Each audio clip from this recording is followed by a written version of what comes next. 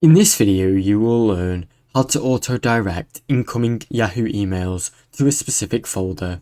Log into Yahoo Mail, open Yahoo Mail in your browser, then sign into your account. Click on the settings or gear icon. In the top right corner, click on the gear icon, then select more settings. Go to the filter section. In the left sidebar, click on filters to manage all of your email rules. Click add new filters. Click the plus button or add new filters button to create a new rule. Set filler conditions. Enter a filler name and define the condition, such as subjects, keywords or sender. Choose the destination folder.